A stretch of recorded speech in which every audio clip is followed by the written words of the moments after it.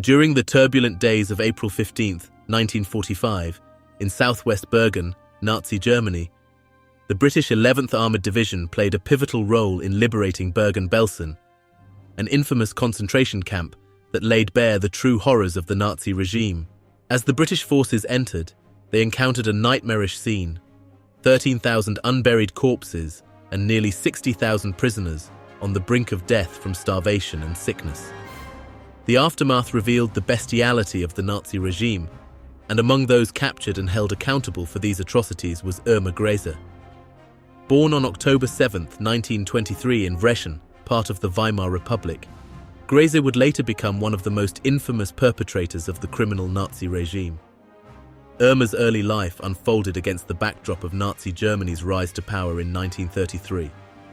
While her father, a non-sympathizer to the Nazi ideology, shielded his children from joining the Nazi youth organizations, the pervasive indoctrination in schools immersed Irma in the cult of Adolf Hitler. The sudden tragedy of her mother's suicide in 1936 and subsequent family dynamics marked a challenging period in her life. Struggling academically and bullied at school, Irma Grese eventually dropped out at the age of 14. Her journey led her to work on a farm and later in a retail shop, laying the groundwork for an unconventional path. In 1939, at the age of 15, Irma found herself at the Hohenlychen Sanatorium, working as an assistant nurse under the infamous Nazi Dr. Karl Gebhardt.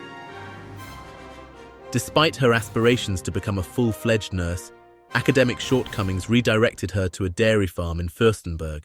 It was in July 1942 that Irma Grese's dark chapter commenced as she arrived at Ravensbrück concentration camp, marking the beginning of her criminal career in concentration camps. Grese's role extended to Auschwitz Birkenau in March 1943, a period that solidified her reputation as one of the most feared and brutal SS guards. Nicknamed the Hyena of Auschwitz and the Beautiful Beast, Irma Grese took pleasure in inflicting cruelty, beatings, and orchestrating selections for the gas chambers. Her sadistic tendencies, coupled with alleged affairs with fellow Nazis, including Joseph Mengele, portrayed her as a symbol of the ruthless and dehumanizing nature of the concentration camps. The war's closing chapters saw Grese's involvement in the forced evacuations, or death marches, from Auschwitz to Ravensbrück and eventually to Bergen-Belsen. Even as the British forces liberated Bergen-Belsen, Grese continued her reign of terror until her capture on April 17, 1945. The subsequent trial at the Belsen trial exposed her lies and denials, leading to her sentencing to death by hanging on November 17, 1945.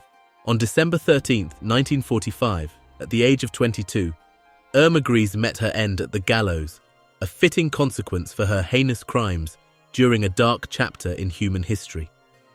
The narrative of Irma Grese, etched in the annals of World War II, reflects the depths of human depravity and the harrowing consequences of unchecked power. Born amidst the rise of Adolf Hitler and the Nazi Party, Irma's early life marked a collision of personal tragedy and the insidious spread of Nazi indoctrination. The suicide of her mother in 1936 and subsequent family upheaval became the crucible for the emergence of a young woman who would later be implicated in some of the most heinous crimes against humanity. Irma's journey from a troubled academic life to working on a farm, a retail shop, and eventually the Hohenlychen Sanatorium set the stage for her immersion into the dark machinery of the Nazi regime. Under the tutelage of Karl Gebhardt, a doctor notorious for his medical experiments, Grese's exposure to the brutal reality of Nazi atrocities began. The transfer to Ravensbrück concentration camp in 1942 marked her official initiation into the realm of violence and sadism that would define her legacy. The pivotal move to Auschwitz Birkenau in March 1943 saw Grese reach the zenith of her infamy. Inflicting beatings, overseeing selections for gas chambers, and engaging in alleged affairs with prominent Nazis, such as Joseph Mengele painted a portrait of a woman who reveled in the suffering of others. Her sadistic inclinations manifested not only in physical brutality, but also in the perverse orchestration of sexual violence within the confines of the concentration camp. As the war drew to a close, Grese's involvement in the forced evacuations from Auschwitz to Ravensbrück and then Bergen-Belsen showcased her unwavering commitment to cruelty. Even amidst the impending liberation of Bergen-Belsen, she persisted in tormenting prisoners until her eventual capture by British forces. The Belsen trial laid bare her attempts to deny responsibility, but the weight of witness testimonies and evidence sealed her fate. The courtroom revelations underscored the extent of Grese's sadism, and her sentencing to death by hanging was a somber acknowledgement of the accountability that awaited those who had actively participated in the Holocaust. On December 13, 1945, at the gallows, Irma Grese met her end, a stark culmination of a life spent perpetuating horror. Her execution at the age of 22 marked a symbolic closure to a chapter stained by unspeakable atrocities, yet serves as a reminder of the collective responsibility to prevent such atrocities from recurring in the tapestry of human history. Thanks for watching, guys, and don't forget to subscribe our channel.